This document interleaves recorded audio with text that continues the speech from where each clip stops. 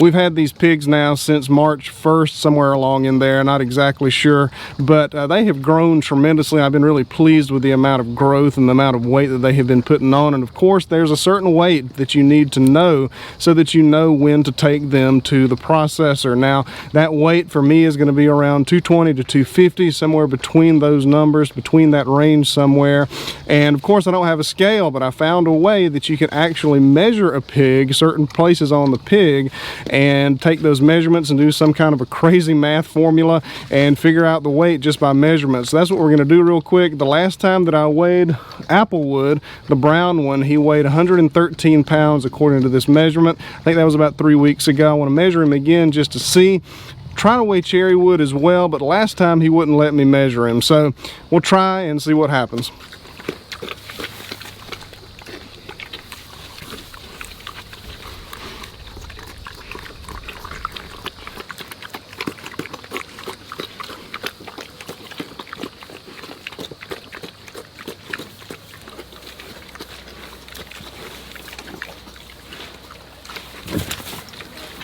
So that's kind of what I expected. Cherrywood, somebody in the comments told me that Cherrywood was the smart one because he's not going to befriend somebody that's going to eat him one day. So I guess he's actually pretty smart.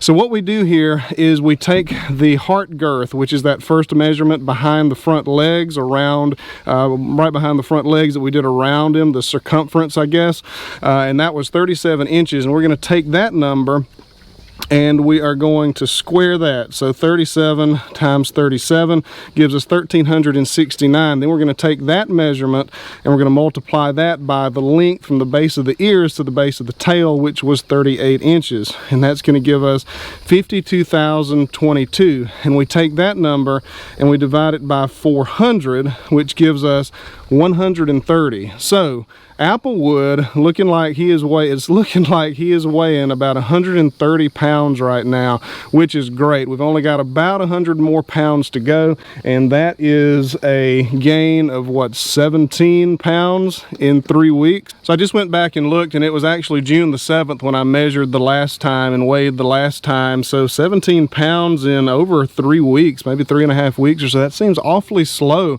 And I'm feeding these pigs somewhere around 6, 8, 10 pounds a day, which maybe that's just not enough.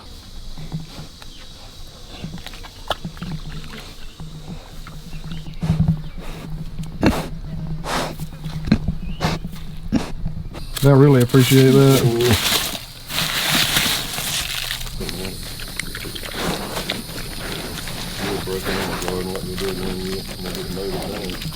Yeah, you don't want that. Happy pigs. Yes, sir. All right, let's go work on a project that I've been putting off for way too long.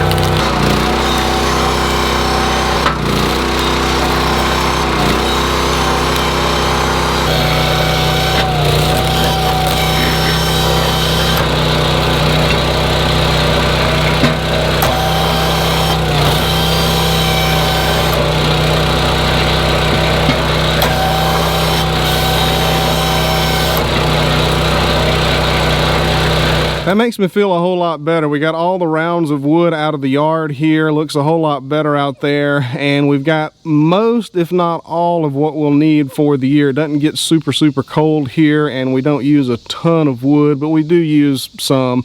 And I calculated this to 3.5 to 4 cords, and I did that using the Omni cord of wood calculator that you can Google and find that.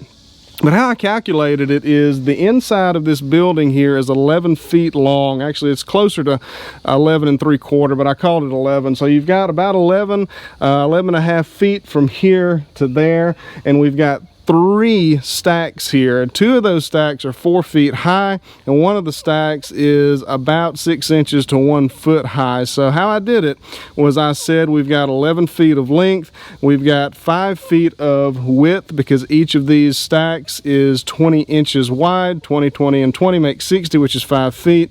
And height, we've got 2 stacks which are 4 feet high, and another stack which I just called 6 inches high. So I said 8.5 feet on the height here, and that gave us 3.6 cords of wood. It's probably actually closer to 3.75, 4, something like that. I'm not really all that worried about it. I just kind of wanted to give you all an idea of how much wood was here, because I always get the question, how many cords do you think that is? And that actually kind of surprised me. I didn't expect there to be that much wood here, and I guess all that volume comes from the length here. It's over 11 feet long, and that's quite a bit of length. So anyway, 3.5, 4 cords of wood. That's pretty good. It may not get us quite through the year, but it'll be awfully close. Let's go do something else.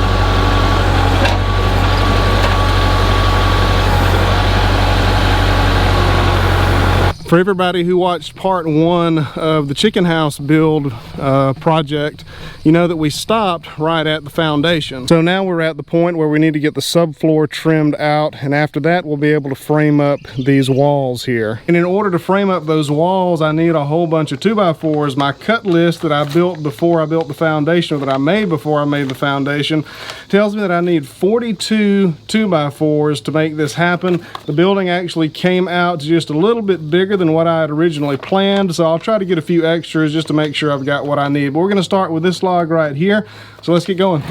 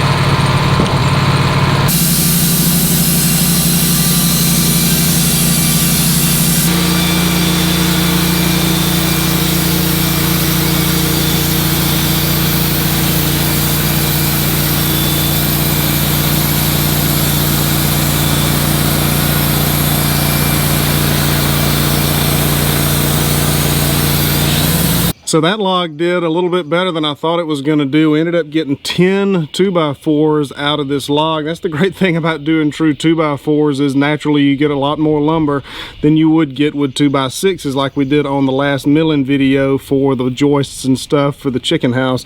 But these two up here have got a fair amount of weighing on them, but they are still usable. I could probably use them as like a bottom plate or something like that. Still totally usable, and the rest of them look great. These around here are a little bit thinner, but it doesn't really matter. I can use those as the vertical pieces on the walls, and those should do just perfectly fine. So that's great. That's 10 down and 32 more to go.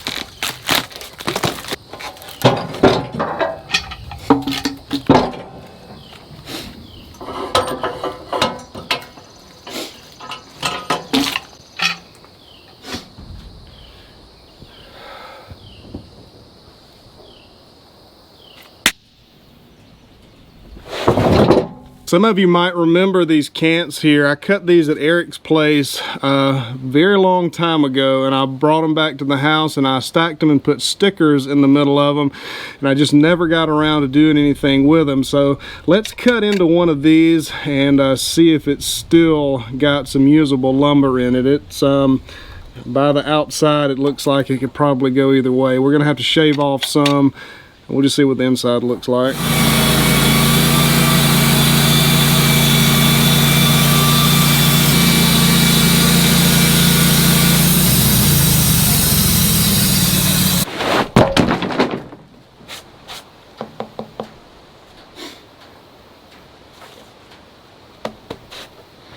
Nope. Waited too long on these. I was hoping to get some 2x4s out of them. That's a shame. Alright guys, so this is kind of one of those situations where I couldn't film every single log, and I've actually already cut up 42 2x4s at this point, and this should be the very last one. 42, I told you that was the number that I needed, but I wanted to get some extras, so I'm thinking I may be able to get 10 out of this one. 8 for sure, possibly 10. That may be a stretch. But anyway, let's go ahead and cut this one up. We'll be done with this project, and these will be ready to go up onto the chicken coop.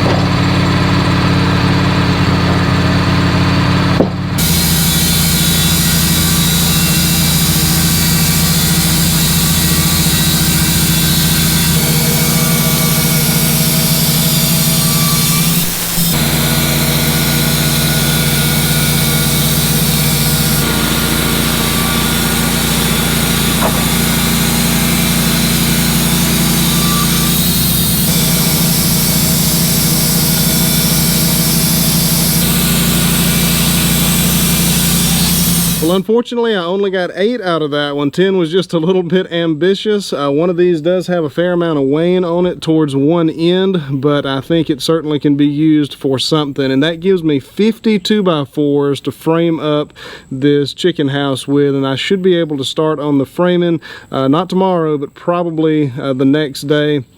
Hopefully we'll just see what happens. But anyway, that should be the next video, getting this chicken house framed up. And I hope that you enjoyed this video. And if you need to catch up on getting the foundation laid on the chicken house video, I will put a link to that right up here, and y'all can check that one out. And I hope y'all enjoyed the video, and I will see you on the next one.